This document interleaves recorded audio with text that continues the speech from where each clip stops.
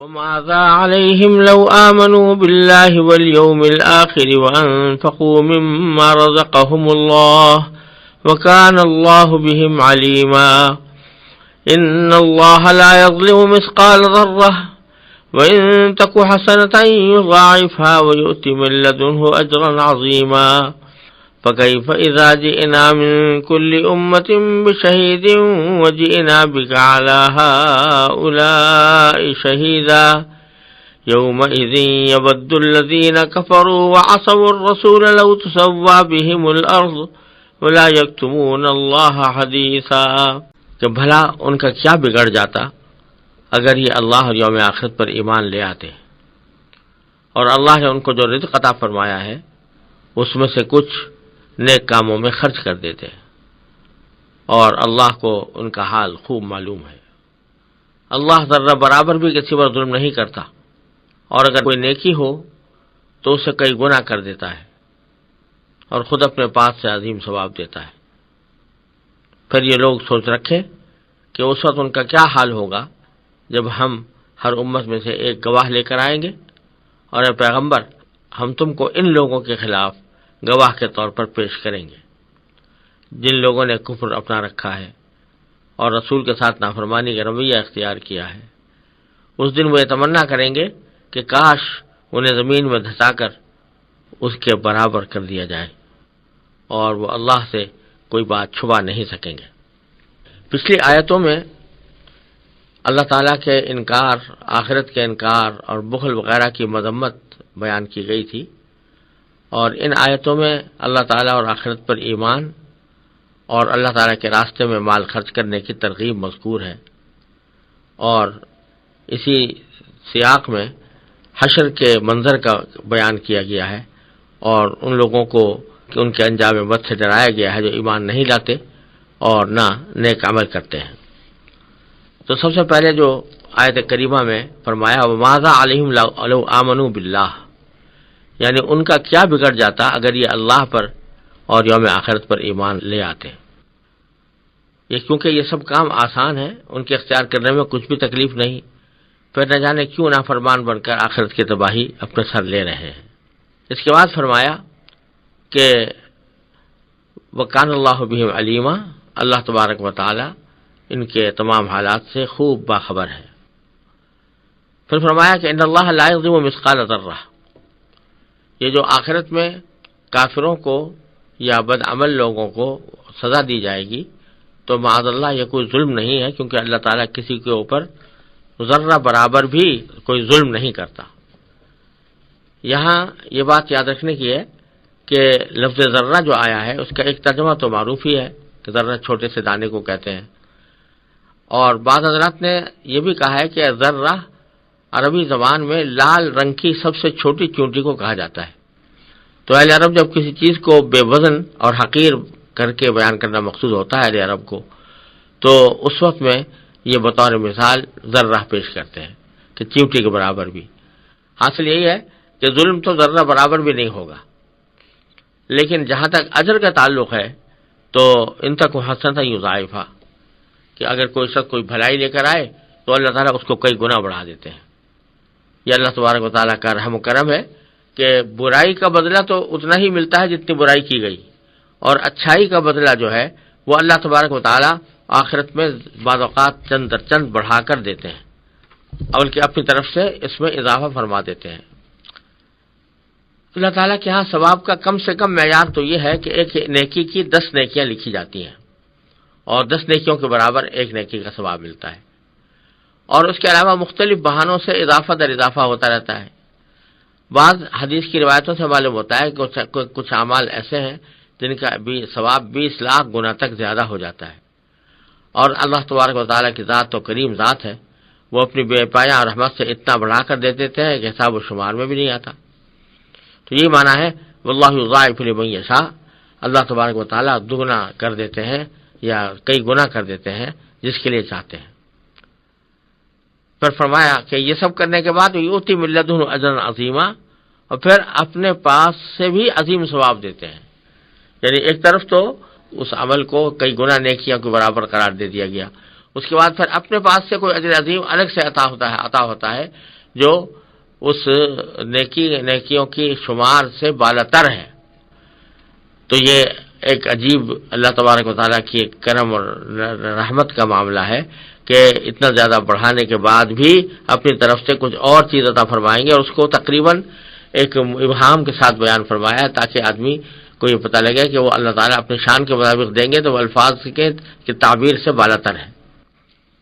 پھر آگے فرمایا کہ فَكَيْفَ إِذَا جِئْنَا مِنْ كُلِّ أُمَّةٍ بِشَهِيدٍ،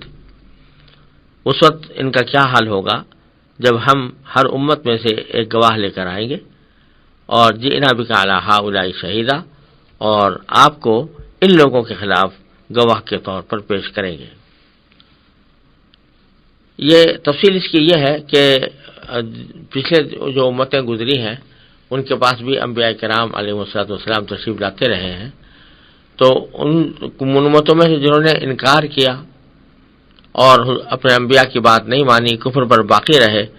تو ان کی جب سزا دینے کا وقت آئے گا تو گواہی کے لیے ان کے پیغمبروں کو بلایا جائے گا اور پوچھا جائے گا کہ آپ بتائیں کہ انہوں نے آپ کی دعوت اور تبلیغ کا کیا اثر لیا تھا. تو اس وقت وہ کفار اور مشرکین کے متعلق عدالت میں گواہی دیں گے کہ انہوں نے کھلے کھلے معجزات دیکھ کرنے کے بعد بھی میری تکذیب کی اور مجھے جھٹلایا اور آپ کے وحدانیت اور میری رسالت پر ایمان نہیں لائے. تو اس وقت یہ بطور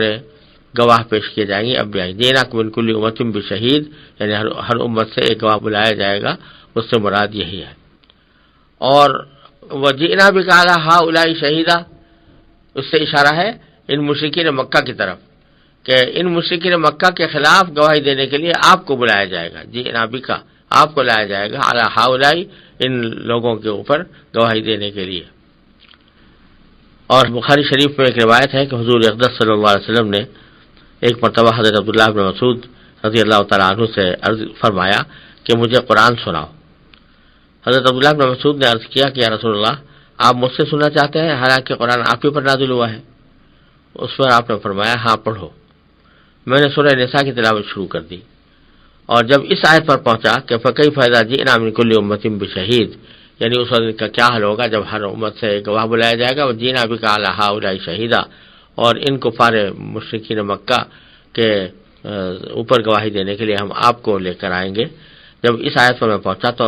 حضرت نبی کریم صلی اللہ علیہ وسلم نے فرمایا بس اب بس کرو، اور جب میں نے آپ کی طرف نظر اٹھا کر دیکھا تو آپ کی مبارک آنکھوں سے آنسو بہ رہے تھے. علامہ قسطلانی رحمۃ اللہ علیہ نے اس کی شرح میں لکھا ہے کہ حضور اقدس صلی اللہ علیہ وسلم کو اس آیت کے سننے سے آخرت کا منظر مستحضر ہو گیا، یعنی دھیان میں آ گیا، اور اپنی امت کی کوتاہ عمل اور بے عمل لوگوں کی بابت خیال آیا، اس لیے آنسو مبارک جاری ہو گئے. بہرحال اس سے معلوم ہوا کہ گزشتہ امتوں کے انبیاء اپنے امت پر بطور گواہ پیش ہوں گے، اور آپ بھی اپنی امت کے اعمال کی گواہی دیں گے. قرآن کریم کے اس اسلوب سے یہ بھی معلوم ہوتا ہے کہ آپ کے بعد کوئی نبی آنے والا نہیں ہے جو اپنی کسی امت کے متعلق گواہی دے، ورنہ قرآن کریم میں اس کا اور اس کی شہادت کا بھی ذکر ہوتا. اس اعتبار سے یہ ختم نبوت کی دلیل بھی ہے. پھر آگے فرمایا کہ یومئذ یود الذین کفروا وعصوا الرسول، جن لوگوں نے کفر اپنا رکھا ہے اور رسول کے ساتھ نافرمانی کا رویہ اختیار کیا ہے، اس دن وہ یہ تمنا کریں گے. کیا تمنا کریں گے؟ کہ لو تسویٰ بہم الارض، کہ کاش انہیں زمین میں دھسا کر اس کے برابر کر دیا جاتا. ولا یکتمون اللہ حدیثا، اور اپنے اللہ سے کوئی بات چھپا نہیں سکیں گے. یہ در حقیقت اس موقع پر یہ واقعہ پیش آئے گا کہ ایک حدیث میں یہ تفصیل آئی ہے، صحیح بخاری کی حدیث میں ہے کہ اللہ تبارک و تعالی جانوروں کے درمیان بھی انصاف قائم کریں گے.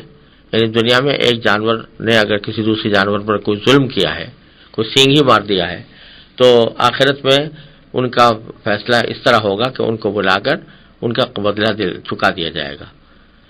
یعنی ان کا قصاص لے لیا جائے گا، بدلہ چکا دیا جائے گا. جو زیادتی جس نے کی ہوگی دوسرا بھی اس کے ساتھ اس کی زیادتی کر دے گا. یہ قصاص کا معاملہ جب ہو جائے گا اور ایک دوسرے کے ظلم کی تلافی اس طرح اللہ تبارک و تعالیٰ فرما دیں گے، تو اس کے بعد پھر سارے کے سارے جانوروں کو مٹی بنا دیا جائے گا،